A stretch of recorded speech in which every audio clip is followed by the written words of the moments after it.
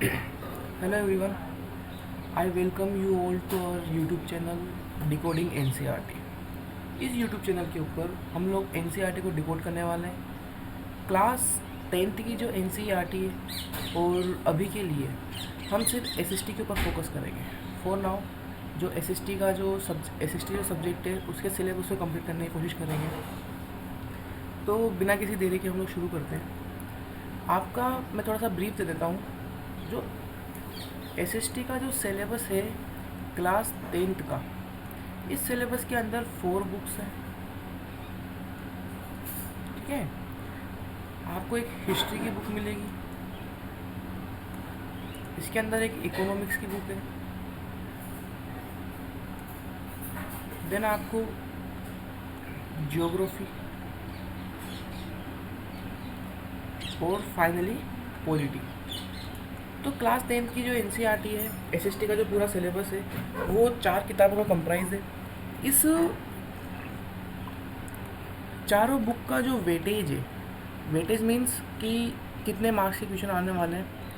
तो 80 मार्क्स का अगर आपका एनुअल एग्ज़ाम होगा तो सभी बुक से 20-20 मार्क्स के क्वेश्चंस आने वाले हैं। और वो 20-20 मार्क्स के जो क्वेश्चंस हैं वो MCQ, fill in the blanks, short answer, very short answer and long answer, इन सबको कंप्राइज करके बनता है। तो सबसे पहले हम जो शुरुआत करने वाले हैं वो शुरुआत हम हिस्ट्री से करेंगे। शुरुआत कहाँ से करेंगे? हिस्ट्री की बुक से करेंगे। सबसे पहले हम हिस्ट्री को जानेंगे कि क्लास 10th की एनसीईआरटी की हिस्ट्री में क्या दिया हुआ है, किस तरीके से हमें सिलेबस को कवर करना है। आई बात समझ में? तो चलिए शुरू करते हैं। हिस्ट्री की बुक का जो आपका टाइटल है वो है India and the contemporary world. Contemporary world का मतलब क्या है कि समकालीन विश्व। क्या है? समकालीन विश्व।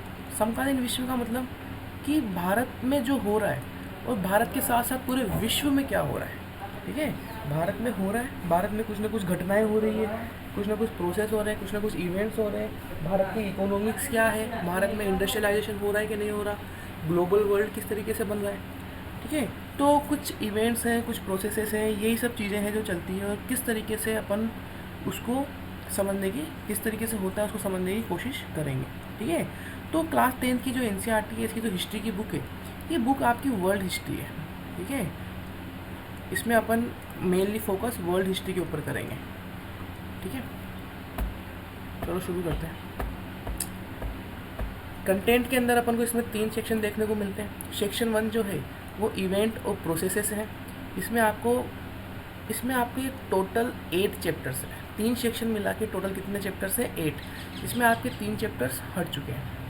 एक तो सेक्शन 1 से सेकेंड चैप्टर ये आपका हट चुका है, ये हमें नहीं पढ़ना है, काफ़ी इंटरेस्टिंग चैप्टर होता। चैप्टर नंबर 6 ये भी कट चुका है और चैप्टर नंबर 8 ये भी आपके सिलेबस से हटाया जा चुका है। तो मेनली हम chapter 1, chapter 3, chapter 4, chapter 5, chapter 7 को समझने की कोशिश करेंगे इस एसएसटी के हिस्ट्री के सिलेबस के अंदर। शुरुआत करते हैं। आपका पहला चैप्टर है the rise of nationalism in Europe. ठीक है, rise of nationalism in Europe, Europe में किस तरीके से राष्ट्रवाद का उदय होता है। ठीक है, ये हमारा टॉपिक है पहला, ये हमारा पहला क्या है? चैप्टर है।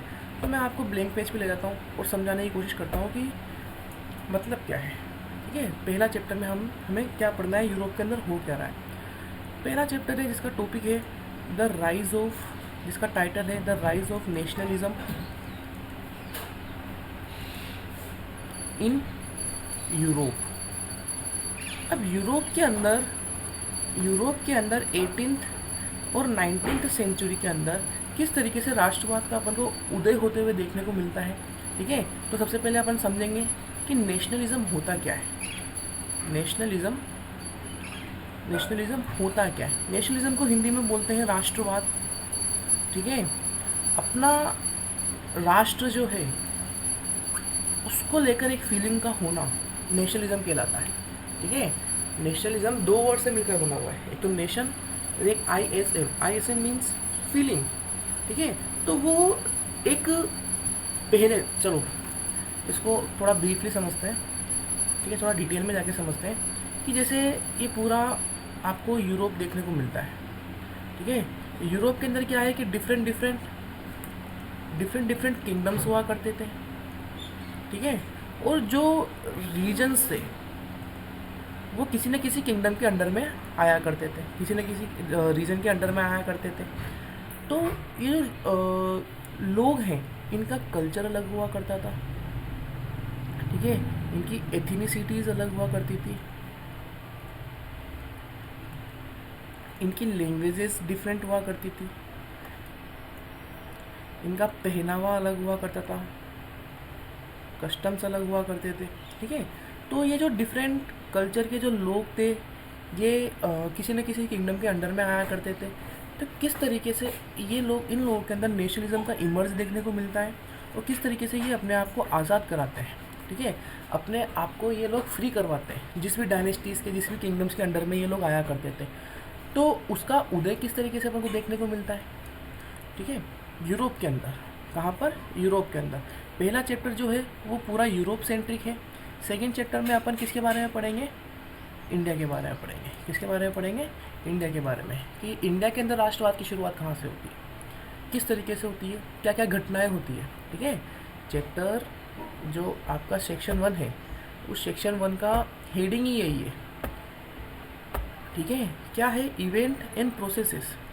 इवेंट एंड प्रोसेसेस, किस तरीके से इवेंट्स होते हैं, कब कहाँ पर क्या घटनाएं घटती है, और वो प्रोसेस क्या है जिसकी वजह से हमें नेशन स्टेट्स का इमरजेंस देखने को मिलता है, नेशन स्टेट्स बनते हुए देखने को मिलते हैं। आई बात समझ में? तो शुरू करते हैं, अपन चैप्टर्स को शुरू करते हैं, ठीक है। चैप्टर में पढ़ेंगे तभी समझ में आएगा। The rise of nationalism in Europe हमारा चैप्टर है। अब मैं तुम्हें बताऊँ कि यूरोप के अंदर हो क्या रहा है, ठीक है। यूरोप के अंदर हो क्या रहा है? यूरोप के अंदर अपन को देखने को मिलता है 19th सेंचुरी का जो पीरियड है, 19th सेंचुरी मीन 1800 से लेकर 1899 तक, ठीक है। ये जो 19th सेंचुरी का पीरियड, 19th सेंचुरी का जो टाइम ऑफ पीरियड है, इस टाइम ऑफ पीरियड में अपन को देखने को मिलता है कि बहुत सारे नेशन स्टेट का फॉर्मेशन हुआ है। बहुत सारे नेशन स्टेट का क्या हुआ है? फॉर्मेशन हुआ है, ठीक है। नए नए देश बने, नए नए क्या बने हैं? देश बने, ठीक है। अब ये जो न्यू नेशन स्टेट का जो फॉर्मेशन होगा, ये किस बेसिस पे किया गया? ये किस बेसिस पे किया गया? आ रही बात समझ में? कि अगर आप किसी देश का निर्माण कर रहे हो, कोई देश बन रहा है, तो उसका बेसिस क्या है और देश का फॉर्मेशन किस तरीके से कर सकते हो। आपको न्यू टेरिटरीज़ बनानी है, आपको न्यू टेरिटरीज़ बनानी है, तो आप वो किस तरीके से बना सकते हो? दो ही तरीके हैं, देयर इज़ टू वे। या तो आप लोग क्या करो? इंटीग्रेशन करो, या फिर आप लोग क्या करो? डिसइंटीग्रेशन करो। या तो क्या कर सकते हो? इंटीग्रेशन कर सकते हो, या फिर डिसइंटीग्रेशन कर सकते हो। इसका मतलब आया समझ में? ठीक है, ये मैथ नहीं है। डिस इंटीग्रेशन कर सकते हो। डिस का मतलब क्या है? जैसे कि जो छोटे छोटे राज्य हैं, ठीक है, छोटे छोटे रीजनल स्टेट्स हैं, छोटे छोटे राज्य हैं, आप लोग क्या कर सकते हैं कि अगर किसी को नेशन स्टेट बनाना है, तो इन छोटे छोटे राज्यों को मिलाकर एक बड़ा देश का निर्माण हो सकता है। हो सकता है कि नहीं हो सकता? बिल्कुल हो सकता है। जैसे जर्मनी का हुआ, जैसे इटली का हुआ, जैसे यूके का फॉर्मेशन देखने को मिलता है, जैसे यूएसए है, ठीक है। या फिर डिसइंटीग्रेशन। डिसइंटीग्रेशन का मतलब क्या है कि एक बहुत बड़ा किंगडम है, एक बहुत बड़ा नेशन है, एक बहुत बड़ा रीजन है। उस रीजन को आप लोग क्या कर सकते हो? अलग अलग भागों में डिवाइड कर सकते हो। क्या कर सकते हो? अलग अलग भागों में डिवाइड कर सकते हो और अलग अलग देश का निर्माण कर सकते हो, ठीक है। अलग अलग देश का निर्माण कर सकते हो। या तो छोटे छोटे राज्य मिलाकर एक बड़ा देश बना सकते हो, या एक बहुत ही बड़ा जो रीजन है उसको अलग अलग देश में आप लोग डिवाइड कर सकते हो। यही दो तरीके हैं जिससे आप नए देश बना सकते हो, जिससे आप न्यू नेशन स्टेट का फॉर्मेशन कर सकते हो। अब एक नेशन होता क्या है, ठीक है। यहाँ पर एक सवाल पूछता हूँ मैं आप लोगों से, खुद सोचना कि what makes a nation, what makes a nation. एक नेशन क्या है, ठीक है। एक नेशन का बनना क्या है, उसका फॉर्मेशन किस तरीके से हो सकता है, कभी इस बारे में सोचा है? तो यूरोप के अंदर अगर मैं आपको बताऊं कि 19th सेंचुरी में ये जो न्यू नेशंस बन रहे थे, ये जो न्यू नेशन स्टेट का जो फॉर्मेशन हो रहा था ये किस बेसिस पे हो रहा था? ये बेसिस पे हो रहा था लैंग्वेज के बेसिस पे। किसके बेसिस पे हो रहा था? लैंग्वेज के बेसिस पे हो रहा था, रेस के बेसिस पे हो रहा था, रिलीजन के बेसिस पे हो रहा था, या फिर मैं बोलूँ न्यू टेरिटरीज़ के बेसिस पे हो रहा था। ठीक है, इन बेसिस पे ये लोग क्या कर रहे थे? नए नए नेशन स्टेट का फॉर्मेशन कर रहे थे। क्या कर रहे थे? नए नए नेशन स्टेट का फॉर्मेशन कर रहे थे। लेकिन क्या ये सही है? फिर जैसे फॉर एग्जांपल जितने भी जर्मन स्पीकिंग रीजन्स हैं उन सब ने मिलकर क्या बना लिया? जर्मनी बना लिया। क्या बना लिया? जर्मनी बना लिया। जो भी फ्रेंच बोलने वाले रीजन्स थे वो सब आपस में कंप्राइज होकर क्या बन गए? फ्रांस बन गए। क्या बन गए? फ्रांस बन गए। टस्कन लैंग्वेज बोलने वाले इटली को कंप्राइज कर लिया। ठीक है, तो ये लोग क्या कर रहे थे? किसी एक लैंग्वेज को, किसी एक रिलीजन को अपना बेस बनाकर एक नेशन स्टेट का फॉर्मेशन कर रहे थे। लेकिन क्या ये संभव है? ठीक है, लेकिन क्या ये सही तरीका है कि आप किसी देश का निर्माण कर सकते हो? ठीक है, कर तो सकते हो, लेकिन क्या ये राइट है? Was it right? क्या ये सही तरीका है? क्या ये सही तरीका है? क्या ये सही तरीका है कि आपको इसी बेसिस पे एक नेशन का फॉर्मेशन करना है? ठीक है, तो यहीं पर एक व्यक्ति है, आपकी किताब के अंदर दे रखा है। ठीक है, अर्नस्ट रेनान, क्या नाम है उनका? अर्नस्ट रेनान। अर्नस्ट रेनान करके एक व्यक्ति है जो कि एक फ्रेंच फिलोसोफर थे। कौन थे? French philosopher. इन अर्नस्ट रेनान ने हमें बताया, इन व्यक्ति ने क्रिटिसाइज़ करा। इन व्यक्ति ने क्या करा? क्रिटिसाइज़ करा। किसको क्रिटिसाइज़ करा? उन लोगों को जो बोलते थे कि जिन्होंने काम किया कि लैंग्वेज के बेसिस पे, रेस के बेसिस पे या फिर रिलीजन के बेसिस पे इन लोगों ने नेशन स्टेट का फॉर्मेशन करा। उन लोगों को क्रिटिसाइज़ करते हुए अर्नस्ट रेनान बोलते हैं कि जहाँ तक आप एंडेवर्स, डिवोशन, सेक्रीफाइस, जहाँ तक आपके देश के अंदर ग्रेट मैन नहीं होंगे, great man means great leaders नहीं होंगे, ठीक है, वहाँ तक आप किसी भी देश का फॉर्मेशन नहीं कर सकते हो। ठीक है, वहाँ तक आप लोग किसी भी देश का फॉर्मेशन नहीं कर सकते हो। तो अर्नस्ट रेनान का मानना क्या है कि लैंग्वेज, रेस, रिलीजन ये सब छोटी चीज़ें हैं। ये सब क्या है? छोटी चीज़ें किसी भी देश का निर्माण करने के लिए। आपको क्या होना चाहिए कि डिवोशन होना चाहिए। जहाँ तक देश की किसी एक रीजन की जनता जो अपने लिए एक देश बनाना चाहती है, वहाँ जहाँ तक वो लोग अपने देश के लिए देशभक्ति नहीं जगा पाएंगे, देशभक्ति नहीं जता पाएंगे, जहाँ तक वो लोग बलिदान नहीं दे पाएंगे, वहाँ तक वो लोग आज़ाद नहीं हो पाएंगे। फॉर एन एग्जाम्पल, काफ़ी अच्छा एग्जाम्पल है भारत का। काफ़ी अच्छा एग्जाम्पल किसका है? भारत का। ठीक है, क्या भारत के लोगों ने प्रयास किया कि नहीं किया? Endeavours, long period of endeavours. ठीक है, क्या लंबे समय तक भारत के लोगों ने प्रयास किया कि नहीं किया भारत को आज़ाद कराने के लिए? बिल्कुल किया। ठीक है, क्या भारत के लोगों के अंदर देशभक्ति थी कि नहीं थी? अरे भाई, जहाँ तक देशभक्ति नहीं होगी वहाँ तक आप अपने देश के लिए बलिदान दे पाओगे क्या? नहीं दे पाओगे। तो बिल्कुल भारत के लोगों के अंदर देशभक्ति थी। तीसरी चीज़ कि भारत के लोगों ने बलिदान दिए कि नहीं दिए? कितने लोगों ने अपनी जानें दी होगी भारत को आज़ाद कराने के लिए? दी थी कि नहीं दी थी? बिल्कुल दी थी। ठीक है, तो यही बात अर्नस्ट रेनान में समझाने की कोशिश करते हैं कि अगर आपको अपने देश का फॉर्मेशन करना है तो आपको लैंग्वेज, रेस, टेरिटरीज इन सब चीज़ों की ज़रूरत नहीं है। आपको लॉन्ग एंडेवर्स, ठीक है, लंबे प्रयासों की ज़रूरत है। इसकी ज़रूरत है लॉन्ग एंडेवर्स, लंबे प्रयासों की ज़रूरत है। आपको डिवोशन होना चाहिए, आप सेक्रीफाइस दे सको, तभी आप क्या कर सकते हो? किसी देश का कल्मिनेशन कर सकते हो। ठीक है, कोई सा भी एक नेशन स्टेट का फॉर्मेशन कर सकते हो। देखो, Ernest Renan what is a nation, यहाँ पर एक सोर्स ए है जिसमें आपके पास टॉपिक दे रखा है। ठीक है, टॉपिक का नाम क्या है? टॉपिक का नाम सोर्स ए, याद रखना।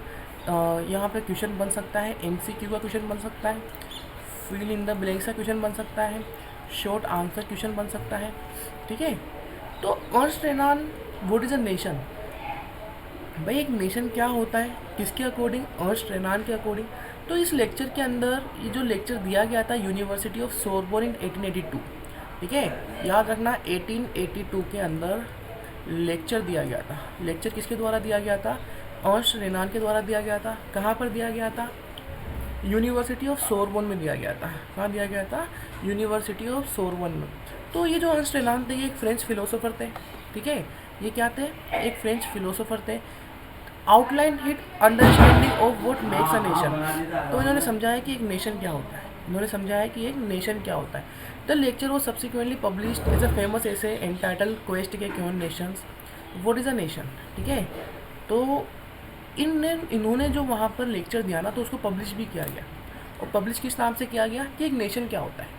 तो इस ऐसे के अंदर, in this essay Renan criticise the notion suggested by others that a nation is a formed by the common language, race, religion and territories। तो अर्नस्ट रेनान ने क्रिटिसाइज करा कि यूरोप के अंदर जो रेस के अकॉर्डिंग, लैंग्वेज के आधार पर, रिलीजन के आधार पर, इन सब के आधार पर जो नेशन स्टेट का फॉर्मेशन हो रहा था उसको क्रिटिसाइज करते हुए रेनान ने क्या बोला, रेनान ने बोला कि nation is a culmination of long past of endeavours, sacrifice and devotion, ठीक है। Long past of endeavours, sacrifice and devotion, और heroic past, great man glory, that is the social capital upon which one's base a nation idea, ठीक है। तो क्या बोला गया कि लॉन्ग पास्ट ऑफ एंडेवर्स, काफ़ी लंबे समय तक आपको प्रयास तो करना ही होगा, बिना प्रयास के आप लोग, बिना revolutions, without strikes, without movements आप लोग नहीं कर पाओगे, ठीक है। आप लोग वहाँ की जो तानाशाही है, आप लोग तानाशाही को, राजाशाही को, इनको हटा नहीं पाओगे, और एक वहाँ पर एक रिपब्लिक का निर्माण नहीं कर पाओगे, ठीक है। आपको बलिदान भी देना होगा, आपको क्या देना होगा, सेक्रीफाइस, ठीक है, बलिदान देना होगा। सेक्रीफाइस लोग कब देंगे, इस चीज़ को समझो। सेक्रीफाइस लोग कब देंगे, जब लोगों के अंदर डिवोशन होगा, जब लोगों के अंदर डिवोशन होगा। विदाउट डिवोशन तो लोग सेक्रीफाइस दे नहीं पाएंगे, ठीक है। तो अर्नस्ट रेनान ने हमें समझाया कि एक नेशन क्या होता है, कि एक नेशन क्या होता है। आए बात समझ में? चलो चैप्टर शुरू करते हैं। चैप्टर की शुरुआत में आपको एक प्रिंट दे रखा है, चैप्टर की शुरुआत में एक प्रिंट दे रखा है। प्रिंट क्या है, प्रिंट के अंदर आपको दिख रही होगी एक वाइट कलर की एक लेडी दिख रही होगी, ठीक है। वाइट कलर में एक लेडी दिख रही होगी,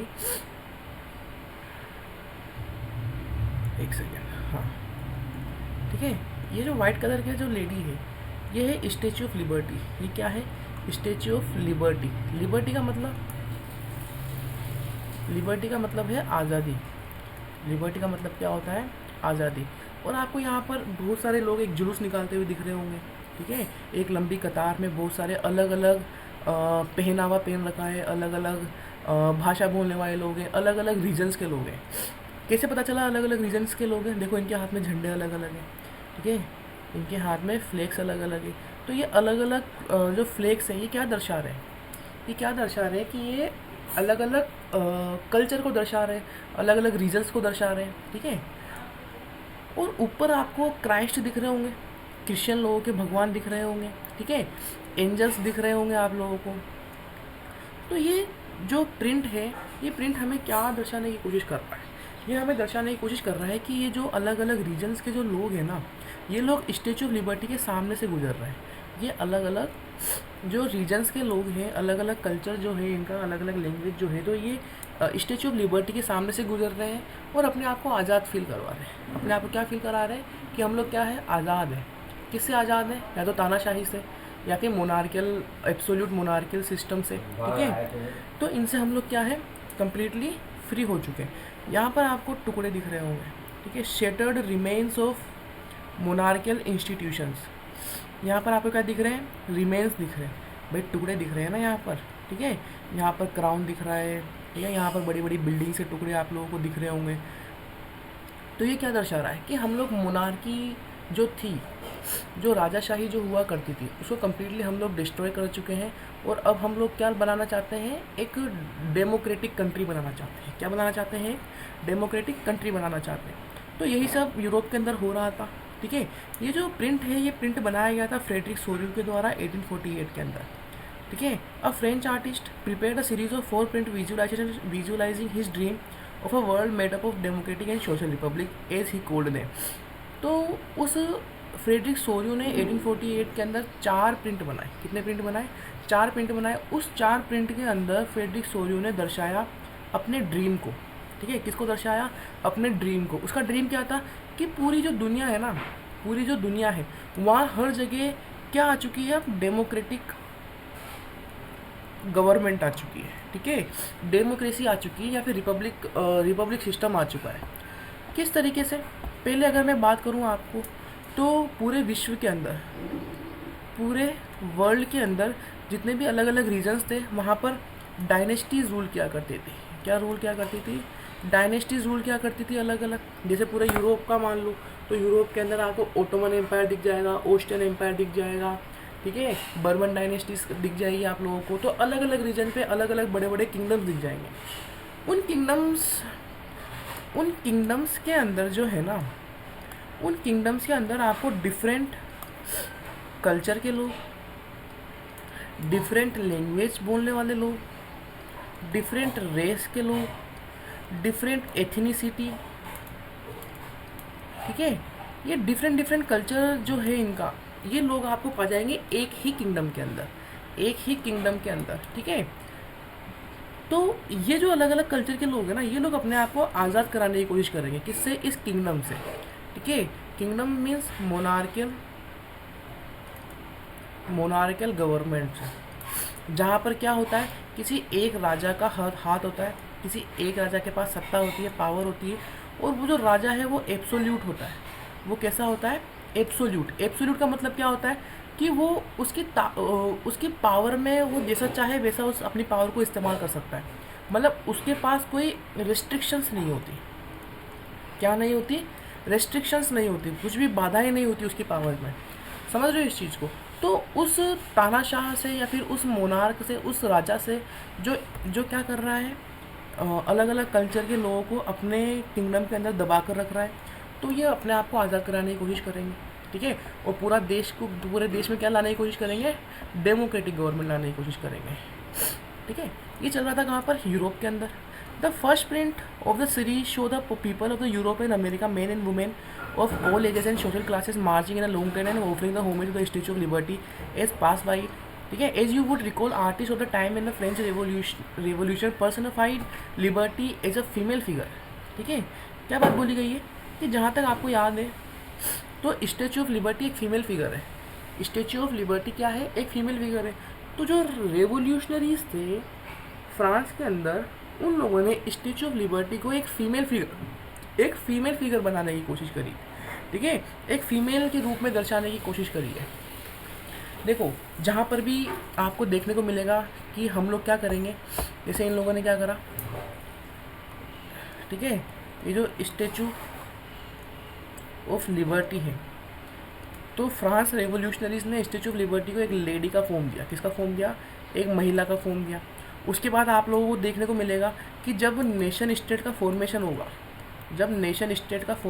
नए नए देश बनेंगे, तो देश को जो सिम्बलाइज करेंगे ना ये लोग, ठीक है, देश को जब ये लोग सिम्बलाइज करेंगे तब भी देश को लेडी का फॉर्म दिया जाएगा, ठीक है, एक फीमेल फिगर के रूप में पर्सनिफाई किया जाएगा देश को। फॉर एन एग्जाम्पल जर्मन है, जब जर्मन का यूनिफिकेशन होगा, जब जर्मन आज़ाद होगा, एक नेशन स्टेट बनेगा, तो जर्मन के फीमेल फिगर को जर्मेनिया बना दिया जाएगा। भारत का एग्जाम्पल ले लो, ठीक है, भारत को भी तो पर्सनिफाई किया गया था। भारत में जब फ्रीडम के लिए मूवमेंट्स चल रही थी, ब्रिटिशर से आज़ादी के लिए जब मूवमेंट्स चल रही थी, तो भारत के अंदर भी तो फीमेल फिगर बनाया गया था, भारत माता का। किसका बनाया गया था? भारत माता का। तो भारत माता भी तो एक फीमेल फिगर है कि नहीं है? बिल्कुल है। आगे पढ़ते हैं। Here you can recognise the torch of enlightenment she bears in one hand and the charter of right of man in the other hand. तो आपको स्टैच्यू ऑफ जो लिबर्टी है, इस स्टैच्यू ऑफ लिबर्टी के एक हाथ में तो मशाल दिख जाएगी। एक हाथ में क्या दिख जाएगी? मशाल दिख जाएगी। और दूसरे हाथ में क्या दिख जाएगा आपको? Charter of right of man. Charter of right of man, ठीक है। तो वो जो स्टैच्यू ऑफ लिबर्टी है, उस स्टैच्यू ऑफ लिबर्टी के एक हाथ में तो क्या है? टॉर्च ऑफ एनलाइटमेंट है। ये किसका प्रतीक है? ये प्रतीक है कि भाई अब लोगों के अंदर थोड़ी ज्ञान आ चुका है। टॉर्च ऑफ एनलाइटमेंट का मतलब क्या होता है? बुद्धिमत्ता का आ जाना, बुद्धि का आ जाना, ज्ञानोदय हो जाना, ठीक है। तो लोगों के अंदर क्या आ चुकी है? थोड़ा ज्ञान आ चुका है, थोड़ी बुद्धि आ चुकी है। अब ये लोग किसी की गुलामी नहीं करना चाहते, किसी राजा के अंडर में काम नहीं करना चाहते। ये लोग चाहते हैं कि पावर इनके हाथ में आ जाए, ठीक है। Then she bear in one hand and the charter of right of man. अब देखो, यही खासियत है एनसीईआरटी की, यही खासियत क्या है एनसीईआरटी की। यहाँ पर क्या लिखा हुआ है, राइट ऑफ मैन लिखा हुआ है। यहाँ पर राइट ऑफ मैन की जगह राइट ऑफ पीपल्स क्यों नहीं लिखा हुआ? ठीक है, समझ रहे हो इस चीज़ को, राइट ऑफ पीपल्स क्यों नहीं लिखा हुआ? क्योंकि उस टाइम तक भी जब रेवोल्यूशन हुए थे, फ्रांस आज़ाद हुआ था, तो सिर्फ मेन लोगों को अधिकार थे, सिर्फ आदमी लोगों को अधिकार थे। औरतों को, जो वुमेन्स थी, उन वुमेन्स को अभी तक अधिकार ही नहीं मिला। ठीक है, ना उनको सफरेज मिला, ना उनको सफरेज मिला, ना ही उनको प्रॉपर्टी का अधिकार मिला, ठीक है, ना ही उनके पास फ्रीडम ऑफ प्रेस थी, कुछ नहीं था, कुछ नहीं था भाई, कुछ भी नहीं दिया गया था उन लोगों को। समझ रहे हो? सिर्फ जो एक्टिव सिटीजन्स थे, जो एक्टिव सिटीजन हुआ करते थे, ठीक है, जो लोग टैक्स पे किया करते थे, जिनके पास ज़मीनें हुआ करती थी, सिर्फ उन्हीं लोगों को अधिकार मिले थे। ठीक है, तो यहाँ पर साफ साफ लिखा हुआ है charter of right of man, सिर्फ आदमियों के पास अधिकार थे। On the earth, in the foreground of the image of lie the shattered remains of the symbol of absolute institution। क्या लिखा हुआ है यहाँ पर? Absolute institution. आपको यहाँ पर जो रिमेन्स देखने को मिलते हैं ना, यहाँ पर जो रिमेन्स, जो टुकड़े बिखरे हुए देखने को मिलते हैं, ये टुकड़े किसका प्रतीक है? ये बता रहे हैं एब्सोल्यूट इंस्टीट्यूशन के टुकड़े बता रहे हैं। ठीक है, remains of the symbol of absolute institution. अब भाई ये जो एब्सोल्यूट इंस्टीट्यूशन है, इसका मतलब क्या है? एब्सोल्यूट इंस्टीट्यूशन से आपका मतलब क्या है? एब्सोल्यूट का मतलब क्या होता है? एब्सोल्यूटिस्ट का मतलब होता है एक गवर्नमेंट, ठीक है, और एक तरह का सिस्टम जहाँ पर there is no restraint on the power exercised. ठीक है, in history the term refers to the form of monarchial government that was centralise, militarise and repressive. क्या हुआ करता था? याद रखना, एब्सोल्यूटिस्ट का मतलब क्या होता है कि एक मोनार्की है, एक जैसे एक रीजन है, जैसे क्या है, थोड़ा ब्लैंक पेज पे चल जाते हैं। मोनार्कियल गवर्नमेंट क्या होती है समझना। मोनार्कियल गवर्नमेंट क्या होती है? जैसे जो गवर्नमेंट होती है ना, तो गवर्नमेंट के कई रूप होते हैं। ठीक है, जैसे मोनार्की गवर्नमेंट का एक फॉर्म होता है। ठीक है, डेमोक्रेसी, डेमोक्रेसी भी गवर्नमेंट का एक फॉर्म होता है। डिक्टेटरशिप, ठीक है, डिक्टेटरशिप भी गवर्नमेंट का एक फॉर्म होता है। उसके अलावा आपको डेस्पोटिज्म देखने को मिल जाएगा। ठीक है, रिलीजियस लीडरशिप देखने को मिल जाएगी। ठीक है, रिलीजियस लीडरशिप देखने को मिल जाएगी, ये भी गवर्नमेंट का एक फॉर्म होता है। मिलिट्री लीडरशिप भी देखने को मिल जाएगी। ठीक है, मिलिट्री लीडरशिप भी आपको देखने को मिल जाएगी। तो जो 18-19 सेंचुरी का जो यूरोप था, तो वहाँ पर कैसी गवर्नमेंट फॉर्म थी? मोनार्कियल थी। कैसी थी? मोनार्कियल। मोनार्कियल गवर्नमेंट फॉर्म में क्या होता है कि एक राजा होता है। ठीक है, एक क्या होता है? राजा। उस राजा के पास एब्सोल्यूट पावर होती है। क्या होती है? Absolute power. मतलब उसके पास जो पावर होती है ना, उसमें कोई बाधाएं नहीं होती, कोई रेस्ट्रिक्शंस नहीं होती, कोई लिमिट नहीं होती। वो अपनी पावर को गलत तरीके से भी इस्तेमाल कर ले तो कोई प्रॉब्लम नहीं है, क्योंकि वो तो राजा है ना, वो तो क्या है? राजा है। ठीक है, सारा डिफेंस, सारा फाइनेंशियल सिस्टम सब उसी व्यक्ति के हाथ में है। सभी किसके हाथ में है? उसी व्यक्ति के हाथ में।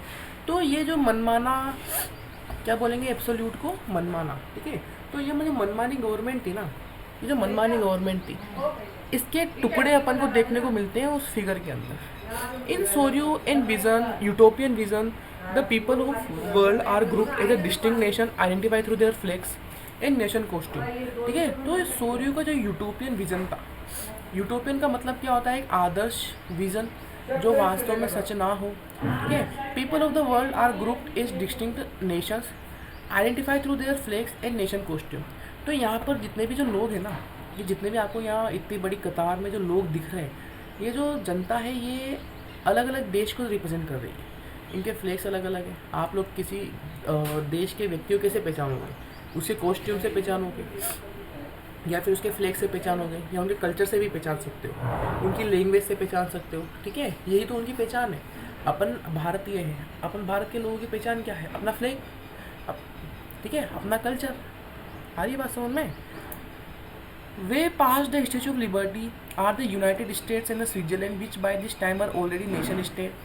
France identifiable by the revolutionary tricolor. He just reached the statue. She is followed by the people of Germany bearing the black, red and the gold flag. ठीक है, तो 1848 के अंदर जर्मन जो था ना, जर्मन के पास जो फ्लैग था वो कौन से कलर का था? Black, red and gold flag था।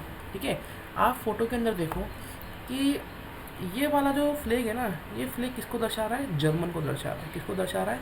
जर्मन को। और ये स्टैचू ऑफ लिबर्टी के सामने जो आ चुका है, ये कौन है? ये है फ्रांस। ये कौन है? फ्रांस, जो अभी अभी आज़ाद हुआ है, जो अभी अभी एक नेशन स्टेट बना है। अभी अभी वहाँ पर कॉन्स्टिट्यूशनल मोनार्की आई है। ठीक है, जहाँ पर उन लोगों ने पार्लियामेंट का निर्माण करा। ठीक है, वहाँ पर उन लोगों ने कॉन्स्टिट्यूशन बनाया अपने देश के लिए, जहाँ पर लोगों को अधिकार मिले। क्या मिले? लोगों को अधिकार मिले। ठीक है, लेकिन जर्मन अभी तक आज़ाद नहीं हुआ। भाई ये जो पेंटिंग है, समझो, ये जो पेंटिंग है ना, ये पेंटिंग कब बनाई गई है? 1848 के अंदर बनाई गई है। जर्मन जो रीजन है, जर्मन रीजन के अंदर 39 स्टेट्स आते थे। कितने स्टेट्स आते थे? 39। इन 39 स्टेट का जो यूनिफिकेशन है ना, 39 स्टेट का जो यूनिफिकेशन है, ये यूनिफिकेशन अपन को देखने को मिलता है 1871 के अंदर। कब देखने को मिलता है? 1871 के अंदर। हालांकि 1848 में भी कोशिश की गई थी। ठीक है, वो मैं इस चैप्टर के अंदर पढ़ेंगे। 1848 के अंदर जो लिबरल मूवमेंट्स थी, उस मूवमेंट के ज़रिए जर्मन को यूनिफाई करने की कोशिश की गई थी, लेकिन ये कोशिश नाकाम हो जाती है। ठीक है, फेल हो जाती है ये कोशिश। फिर बाद में जाके 1871 के अंदर जाके जर्मन का यूनिफिकेशन होता है। तो जर्मन अभी यूनिफाई नहीं हुआ, जर्मन का अभी नेशन स्टेट नहीं बना है। जर्मन अभी भी किसके अंडर में है? मोनार्कियल सिस्टम के अंदर में है। किसके अंदर में है? मोनार्कियल गवर्नमेंट के अंडर में है। वहाँ पर अभी भी रिपब्लिक नहीं आई है, वहाँ पर अभी भी डेमोक्रेसी नहीं आई है। समझ रहे हो इस चीज़ को? ठीक है,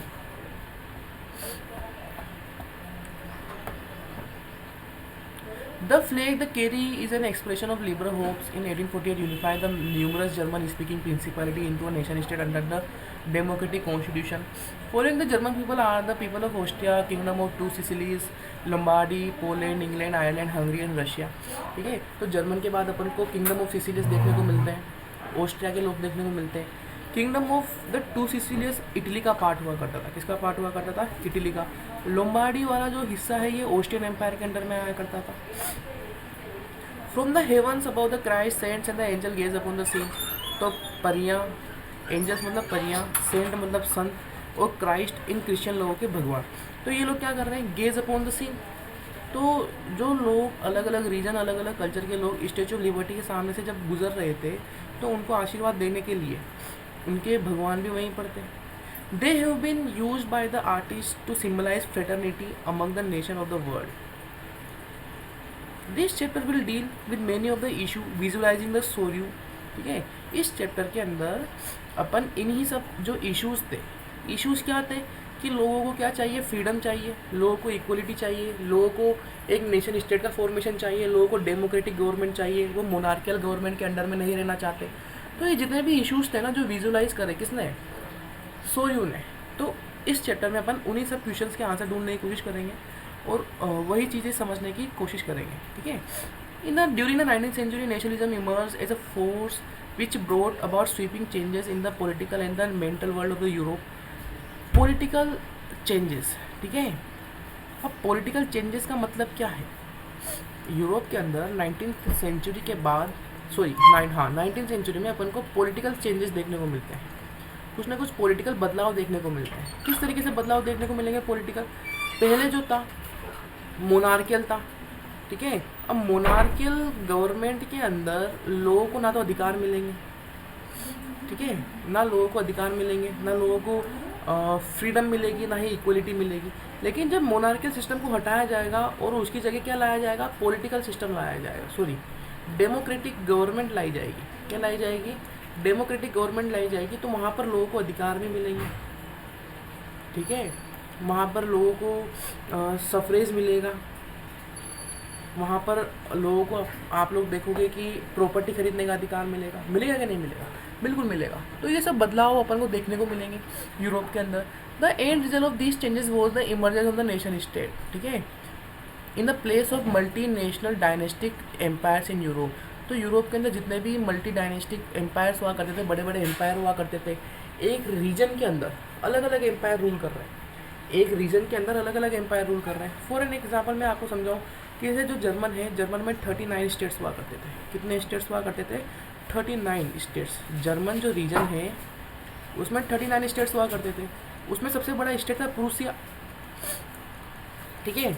इन रीजन्स के ऊपर ऑस्ट्रिया भी रूल करता था। इन रीजन्स के अंदर जितने भी 39 स्टेट्स थे, इन रीजन्स के अंदर कुछ ना कुछ पार्ट में फ्रांस भी रूल करता था, डेनमार्क का राज था, ठीक है, समझ रहे हो। तो अलग अलग डायनेस्टीज़ इन रीजन्स पे रूल किया करती थी, और इन्हीं डायनेस्टी से आज़ाद करवाने के लिए लोगों ने क्या करे, फिर रेवोल्यूशंस करे। क्या करे? रेवोल्यूशंस करे, ठीक है। और वही रेवोल्यूशंस अपन समझेंगे इस चैप्टर के अंदर। आगे बढ़ते हैं। The concept of practice of modern state in which a centralised power exercise sovereign control over clearly defined territories had been developing over a long period of time in Europe, but a nation state was one in which the majority of its citizens, and not only its ruler, came to develop a sense of common identity, shared history or descent. This commonness did not exist from the immemorial. It was forced through struggle, through action of leaders and common people. ठीक है, क्या बात बोली गई है कि ये जो प्रोसेस था ना, प्रोसेस क्या था? मोनार्की को हटाकर वहाँ पर क्या लेकर आना? डेमोक्रेटिक गवर्नमेंट का लेकर आना, या फिर मैं बोलूँ कॉन्स्टिट्यूशन मोनार्की लेकर आना, ठीक है। हाथों हाथ डेमोक्रेटिक गवर्नमेंट नहीं आ गई थी, कॉन्स्टिट्यूशनल मोनार्की आई थी पहले। तो ये जो पॉलिटिकल चेंजेस जो हुए थे ना, ये चेंजेस अपने आप नहीं हुए थे, इसके लिए लोगों को स्ट्रगल करना पड़ा, ठीक है। लीडर्स उभर कर आए, बिना लीडर्स के जनता काम नहीं कर पाएगी, ठीक है। लीडर्स उभर कर आई, और लोगों ने क्या करे, जो कॉमन पीपल था, कॉमन पीपल के साथ लीडर्स ने कॉमन पीपल का हेल्प लेकर अपने आप को नेशन स्टेट बनाया। This chapter will look at a diverse process through which the nation state and nationalism came into being in the 19th century. इस चैप्टर के अंदर अपन यही सब चीज़ों को जानेंगे कि वो कौन कौन से प्रोसेस थे जिससे नेशन स्टेट का फॉर्मेशन हुआ, किस तरीके से लोगों ने रेवोल्यूशंस करे, क्या क्या काम करे, कौन कौन से लीडर्स हुआ करते थे, ठीक है, कब कहाँ पर कौन से सन में क्या घटनाएं होती है, तो वही सब अपन जानेंगे, ठीक है। और मेन है नेशनलिज्म का इमर्ज कैसे देखने को मिलता है, ठीक है, क्योंकि जो नेशनलिज्म जो वर्ड है ये काफ़ी इंपॉर्टेंट है। जहाँ तक लोगों के अंदर नेशनलिज्म जागेगा नहीं, वो लोग रेवोल्यूशंस करेंगे नहीं, ठीक है। रेवोल्यूशन अगर वो लोग करेंगे नहीं तो मोनार्कल सिस्टम को वो लोग हटा नहीं पाएंगे और डेमोक्रेटिक को ला नहीं पाएंगे। आई बात समझ में? तो आज के लिए इतना ही काफ़ी है, ठीक है। नेक्स्ट क्लास आपको कल देखने को मिलेगी। कल अपन टॉपिक पढ़ेंगे द फ्रेंच रेवोल्यूशन के बारे में, जो कि आप 9th क्लास में ऑलरेडी पढ़ चुके हो, ठीक है। इस फ्रेंच रेवोल्यूशन के साथ अपन समझने की कोशिश करेंगे कि जो आइडिया ऑफ नेशन है, ठीक है, वो किस तरीके से उभर कर आता है, ठीक है, लोगों के अंदर राष्ट्रवाद कैसे जागता है, और मोनार्कियल सिस्टम को हटाकर वो लोग क्या बदलाव करते हैं, क्या वो लोग क्या करेंगे, बदलाव किस तरीके से करेंगे। ओके।